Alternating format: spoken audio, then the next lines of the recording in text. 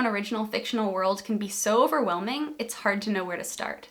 So in this video, I'm going to build a world from scratch with you, just to walk you through the first steps that I take while world building before I start writing my first draft.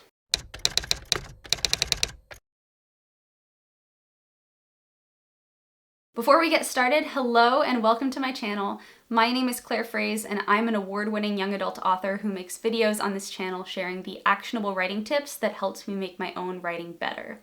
I am the author of the young adult supernatural thriller They Stay series, including books They Stay, They Whisper, They Return, and They Hunt, which I am currently working on now. I don't have any experience writing fantasy worlds or sci-fi worlds because I am a young adult thriller and mystery writer, but I built an extensive ghost system in my current series and have also built dystopian worlds in the past, so those experiences are the ones that I am speaking from in this video. So in general, there are two ways that you can world build.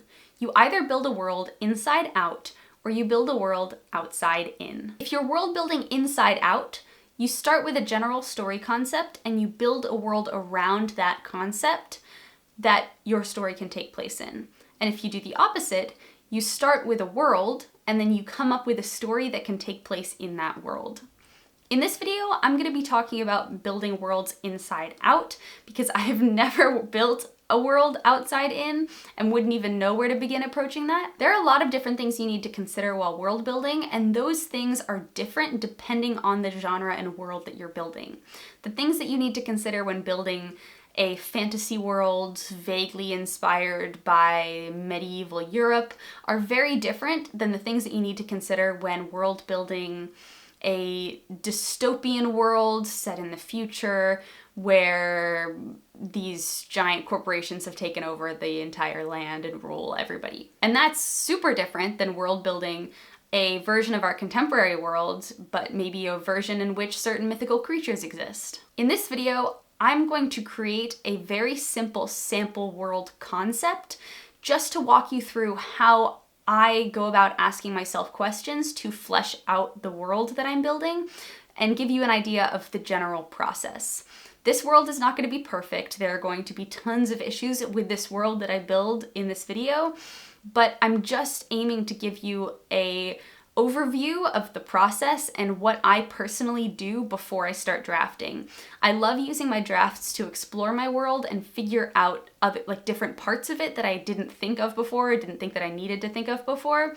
And so I typically have a very loose idea of how the world works before I begin drafting, and so that's what I'm going to be going over today. This video is really phase one of the entire process. It's very important to note that world building does not happen all at once, and you don't go from zero to world overnight. World building takes time. Coming up with a good story takes time. So you just have to chip away at it over the course of days, weeks, months, and even years until you have something that you're happy with. So let's just say I have an idea for a story, and I need to have a world built that can support the story that I want to tell. So let's say that my basic premise for the story is that I want to write a young adult paranormal action thriller, sort of. Maybe let's say it's a YA paranormal, we'll figure out the other genre later, about a 16-year-old girl, because all YA protagonists appear to have to be 16, who is a trained ghost hunter, and she accidentally falls in love with a ghost that she has been assigned to kill. I like this premise. I think it's a cool idea, but this story could not take place in our contemporary world, which means we have to do some world building. Before we get into the example questions that I would ask myself to create this world, I am super excited to announce that this video is sponsored by World Anvil. World Anvil is a powerful world building and writing software aimed at fantasy writers that can help you write and organize your fictional worlds. You can use it to create a wiki-style database filled with templates, timelines, interactive maps, and more to keep track of your rich settings and big casts of characters. If you're interested in trying this out, you can use code CLAIRE for 40% off any yearly subscription to World Anvil. So the first thing that I do when I try to build a world around a concept is I come up with the basic requirements for the world. In order for this story to take place, what does this world have to do? This story would have to take place in a world where A, ghosts exist, and B,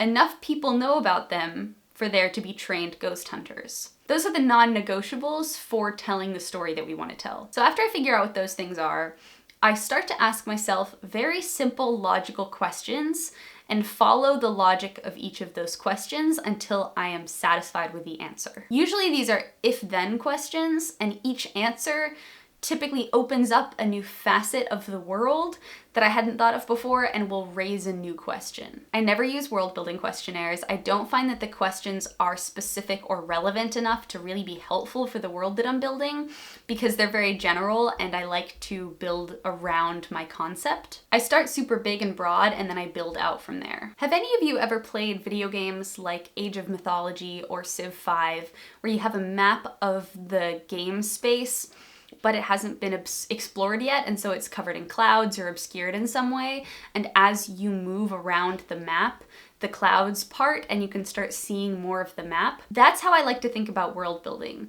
These initial questions that you are answering for yourself are only revealing that very first little glimpse into the map where you spawn, and then your first draft is you starting to move around the map and discovering different parts of the world that you hadn't seen before, and then only by moving around and drafting does your world start to flesh itself out more. So the first question I would ask when starting this world building process is, if ghosts exist, who can see them? There are no right or wrong answers to any of these questions, so for the purposes of this video, I'm just gonna say that everyone can see ghosts if the ghost chooses to be seen by that person.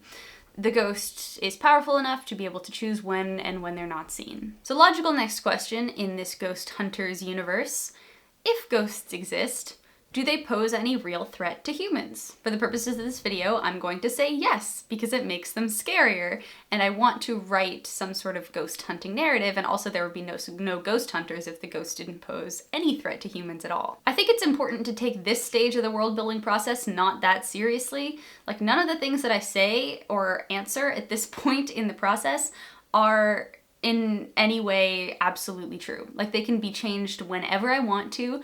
Nothing is final, nothing is certain. This is just me throwing stuff at the wall to see what sticks, just to give me enough confidence to be able to embark on my first draft. So this should be a fun process. Do not put any pressure on yourself when you are going through this. Next, logical question.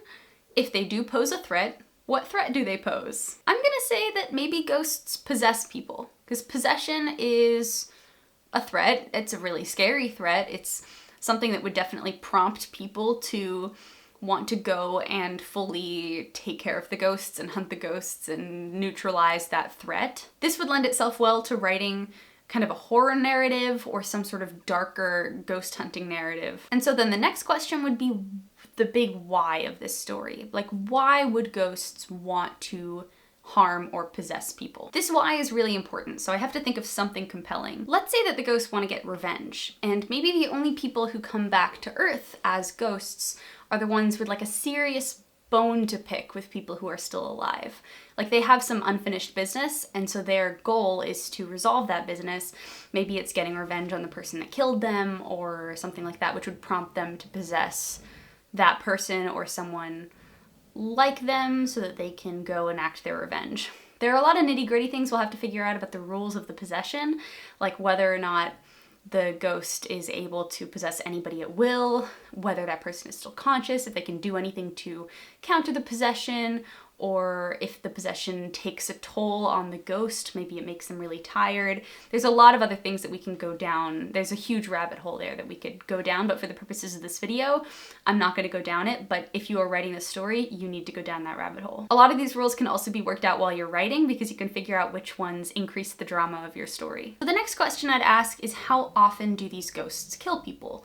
And in order to have some sort of institution that is trained for ghost hunting, the threat has to be there. It has to be like a significant threat in order to have some sort of ghost hunting academy or some sort of ghost police. If all of the ghosts have some sort of bone to pick with people or want to get revenge or are angry about something, then most of those ghosts will probably act on that, especially if acting on that is the way that they end up crossing over and finally being at peace. But of all the people that die, not every single person dies in a really dramatic way that requires them getting revenge.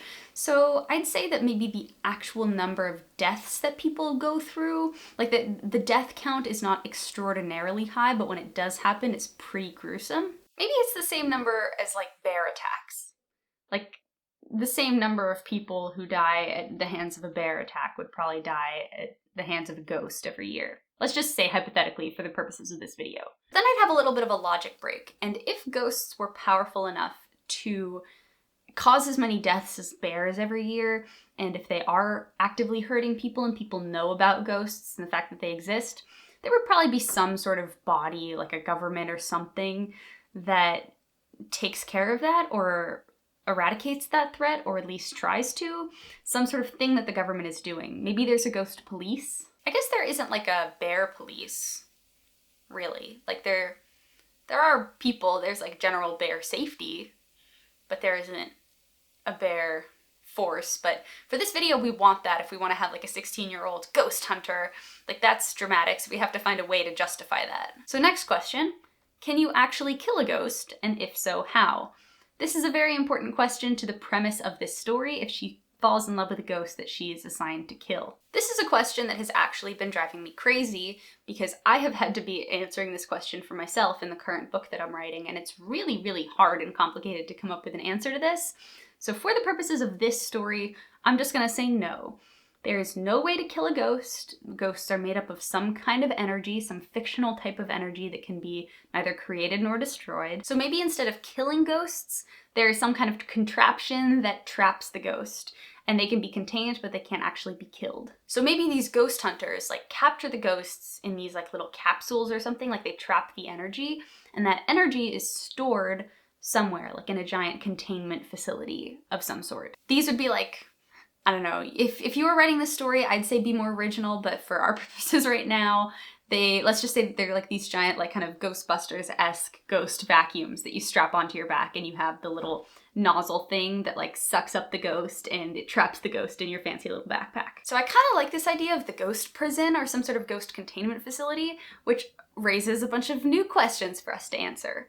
Like, who runs this ghost containment facility? Is it the government or is it private? If it's a ghost police, then it's probably managed in some form by the government.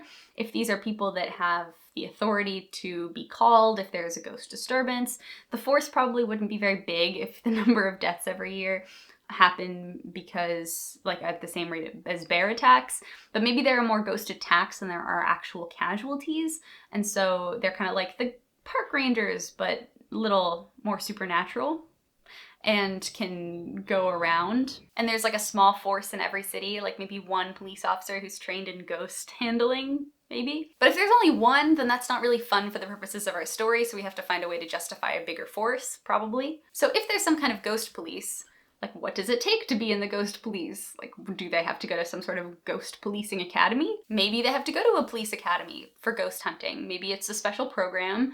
There have to be some kind of requirement. I don't think that in the realistic, logical version of this world, they probably would not have 16-year-olds going and hunting ghosts in an actual trained government-mandated police academy for ghost hunting. So that's kind of a problem, because if we want to write this as a young adult book, we need to have a main character who is a teenager who's also capable of fighting ghosts. Because we don't want to have a main character in her 20s for this to be a young adult book. Don't look at me, I didn't create these unspoken rules of the industry, I am just reporting them. So we need to find a way to change the world to fit our story. So having a 16-year-old ghost hunter in this version of the world doesn't make sense. So we need to find a way to justify it and build a world in which our story is possible. So let's think of a couple of ways that we could do this.